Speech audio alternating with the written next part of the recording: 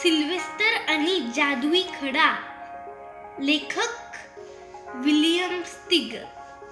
अनुवाद Prabhakar Nanavati. Sylvester acorn रोडवरील घरात आई वडिलांबरोबर राहत होता. त्याला वेगवेगळ्या रंगाचे व आकाराचे खडे गोळा करण्याचा छंद होता. पावसाळ्यातील एका शनिवारच्या सुट्टीच्या दिवशी वाटेत त्याला एक गमतीदार खडा सापडला. लाल रंगाचा चमकदार व गोटीसारखा गोल गोल खडा होता. खड्याकडे निरखून पाहताना त्याला थरथरल्यासारखे वाटले. कदाचित खडा पाहून आश्चर्यचकित झाल्यामुळे किंवा पावसाचे थंडगार थेंब अंगावर पडल्यामुळे होत असावे असे वाटले. हा पाऊस थांबला तर किती मज्जा येईल असे तो मनाशी म्हणाला. गंमत म्हणजे पाऊस एका क्षणात थांबला. जणू काही पाऊस पडलाच नाही असे दृश्य. नेहमीप्रमाणे हळूहळू न थांबता एकदम थांबला. थेंब नाहीसे झाले. ढग गायब झाले. सगळीकडे कोरडे कोरडे दिसू लागले. सूर्य तळपू लागला. जणू काही पाऊस पडलाच नाही असं दृश्य तेथे दिसत होते. अगदी लहानपणापासूनचा विचार केल्यास आपली इच्छा इतक्या लवकर कधीच पूर्ण झाली नव्हती असे त्याला वाटले. काहीतरी जादुई चमत्कार घडला असावा असे त्याला वाटले. ही जादू त्या चमकणाऱ्या खड्यात असावे याची हळूहळू खात्री पटली. खरोखर तसे घडले होते. त्याची परीक्षा घेण्यासाठी खड्याला जमिनीवर ठेवून पुन्हा पाऊस पडू दे असे तो म्हणाला. परंतु काही घडलेच नाही. तो जेव्हा हाताच्या मुठीत धरून पाऊस पडू दे असे म्हटल्यानंतर आकाश काळे कुट्ट झाले. विजा चमकू लागल्या. ढगांचा गडगडाट झाला व पाऊस कोसळू लागला.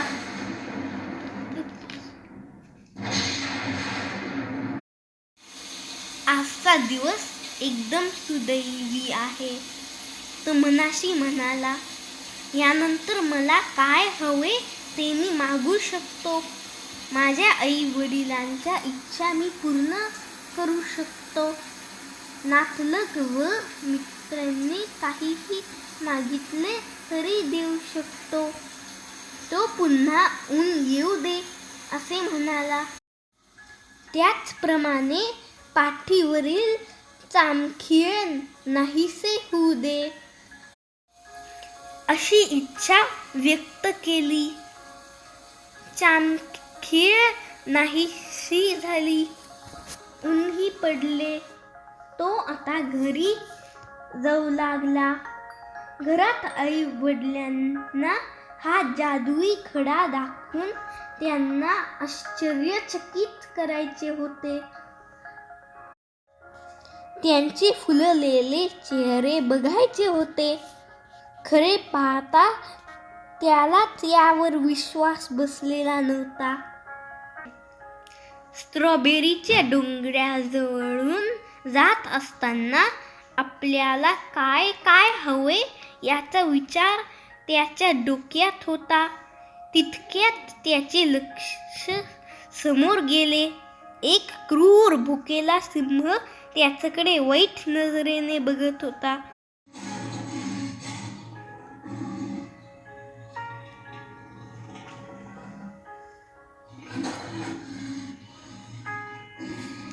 हा एकदम घाबरला. जर तो घाबरला नसता तर जादुई खड्याचा वापर करून त्या सिंहाला बघता बघता गायब तरी केले असते, किंवा तो स्वतःच तरी घरी जाऊन आईच्या कुशीत झोपला असता. नाहीतर या सिंहाला फुलपाखरू वा फुल किंवा शेळी करून टाकला असता.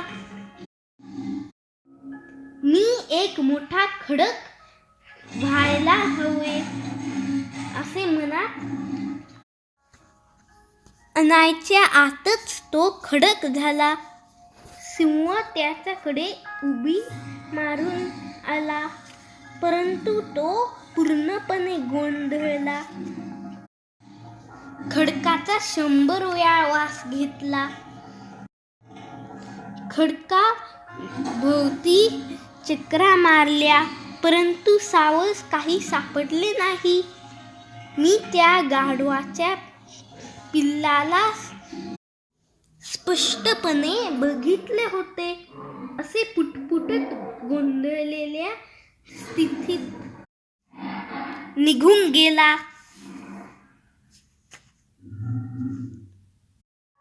सिल्व्हस्टर खडकहून स्ट्रॉबेरीच्या डोंगरावर पडला होता. शेजारी जमिनीवर जादुई खडा चमकत होता, परंतु त्याला ते धरता येत नव्हते. मी अगोदरच्या सारखे व्हायला हवे असे त्याला खूप वाटत होते, परंतु काहीही बदलत नव्हते. खड्याला स्पर्श केल्यानंतरच ती जादू करत होती, परंतु तो आता काही करू शकत नव्हता. झपाटल्यासारखे त्याचे विचार बदलत होते. तो घाबरला होता, काळजीत होता. त्याला असहाय्य वाटू लागले. त्याच्या डोक्यात अनेक विचार येऊ लागले. कुणीतरी हा खडा हातात घेऊन मला माझ्या मूळ स्वरूपात आणायची इच्छा करावी असे त्याला वाटले होते, परंतु आता काही अत्यंत नाही पटू लागले. मुळात आपला व खडकाचा काय संबंध म्हणून हा विचारच कुणी केला नसता. त्यामुळे ही शक्यता लाखातून एखादी असू शकेल. सिल्व्हस्टरला झोप आली. बिचारा तो तरी काय करणार. आकाशात तारे चमकत होते. सकाळी सकाळी सिल्व्हस्टरचे आई बाबा शेजाऱ्या पाजारांकडे त्याच्याबद्दल चौकशी करत होते. इतर सगळ्या पिल्लांची बछड्यांची विचारपूस केली, परंतु कोणालाही सिल्व्हस्टरचा ठाव ठिकाणा माहीत नव्हता. आदल्या दिवसानंतर त्याला कुणीही पाहिले नव्हते. आई बाबा पोलिसांकडे गेले. त्यांनाही ते हरवलेले मूल सापडले नाही. गावातील सगळी कुत्री जमा झाली व सिल्व्हस्टरला शोधण्यासाठी बाहेर पडली. प्रत्येक दगडाखाली वास घेत घेत जात होती. झाडांच्या बुडाशी, ओल्या गवतात, डोंगराच्या कानाकोपऱ्यात सगळीकडे ते शोधत होते, परंतु कुठेही सिल्व्हेस्टरचा पत्ता लागला नाही. खडकाच्या खालचा वास खडकासारखा येत होता व गवताच्या खालचा वास गवतासारखा. सिल्व्हेस्टरसारखा वास आलाच नाही. 1 महिना उलटून गेला. आई बाबा सगळीकडे शोधत होते. शेजाऱ्या पाजाऱ्यांकडे विचारत होते. ते दोघेही पार थकून गेले होते. काय करावे ते सुचत नव्हते. काहीतरी भयानक घडले असावे. आता यानंतर आपण सिल्व्हेस्टरला कधीच पाहू शकणार नाही असे विचार त्यांच्या मनात येऊ लागले. खरे पाहता सिल्व्हेस्टर 1 मैलाच्या अंतरावर होता. समाधानाने राहण्याचा प्रयत्न ते करत होते. रोजच्या कामात गुंतवून घेत होते.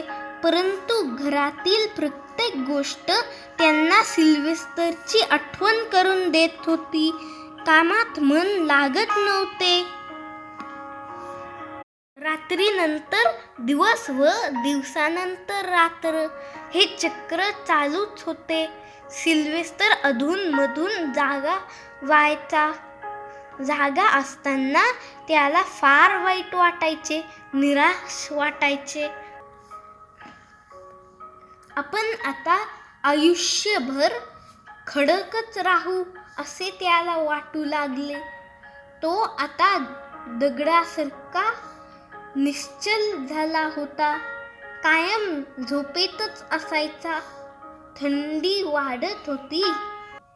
वसंत ऋतू आला. पानं गळून पडायला लागली. गवत सुकू लागले. हिवाळा आला. वारा जोर जोराने वाहू लागला. बर्फ पडू लागला. सर्व प्राणी आपापल्या बिळात राहू लागले. साठवून ठेवलेले अन्न खाऊ लागले. एकदा त्या खडकावर कोल्हा बसला. सिल्व्हेस्टर भूक लागली म्हणून ओरडून सांगत होता. काही उपयोग झाला नाही. बर्फ वितळू लागला. सूर्य दिसू लागला. जमीन तापू लागली. झाडांना पानं येऊ लागली. फुलं उमलली.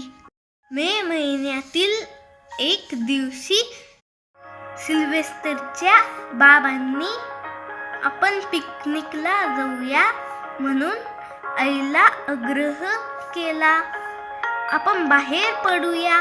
सिल्व्हेस्टरची उणीव भासत असली तरी आपण समाधानाने जगूया असे त्यांना वाटत होते.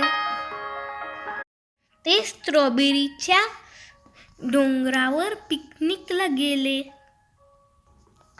आई नेमकी त्याच खडकावर बसली. आईची ऊब सिल्व्हेस्टरला जाणवू लागली.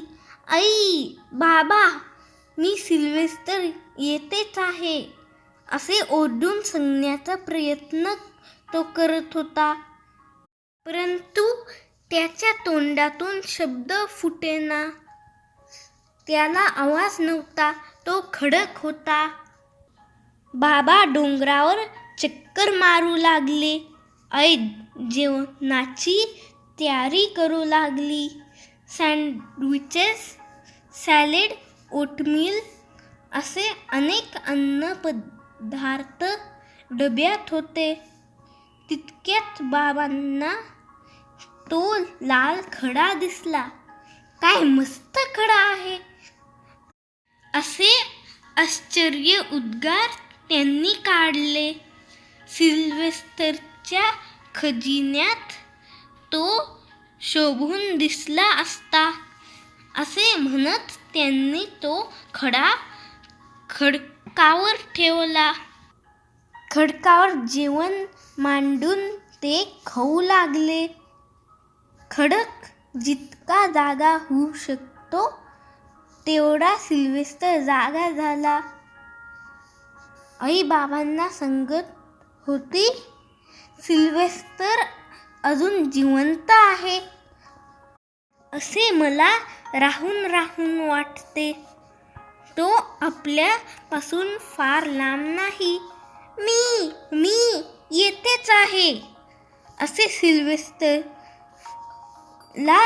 ओरडून सांगावेसे वाटत होते, परंतु आवाजच उमटत नव्हता. तो जादुई खडा त्याच्या पाठीवर होता हे त्याच्या लक्षात आले नव्हते. या मस्त हवेत बागडण्यासाठी सिल्व्हेस्टर हवा होता, आई म्हणाली. बाबा दुःखी कष्टी होत जमिनीकडे बघू लागले. तुम्हालाही असेच वाटत असेल ना? आई त्यांना विचारत होती. तू कशी काय हे प्रश्न विचारू शकतेस? बाबांनी विचारले. दोघेही दुःखी मनाने एकमेकांकडे बघू लागले. मी पहिल्यासारखं झालो तर सिल्व्हेस्टर मनातल्या मनात म्हणू लागला. पुढच्या क्षणी त्या खडकातून तो बाहेर आला. त्या सर्वांना किती आनंद झाला याची कल्पनाच करू शकत नाही. एकमेकांना मिठी मारली, मुके घेतले. सर्वजण आश्चर्यचकित झाले. काही वेळाने सर्वजण शांत झाले, घरी परतले. जादुई खड्याला एक कपाटात सुरक्षित ठेवून टाकले. पुढे कधीतरी आपण त्याचा उपयोग करू, परंतु आज आम्हाला कुठलीही इच्छा नाही. आम्हाला जे हवे होते ते सर्व मिळाले. समाप्त. Happy family day. Please like, share and subscribe to my YouTube channel, Vivan Baviskars Book Voyage. Thanks for watching.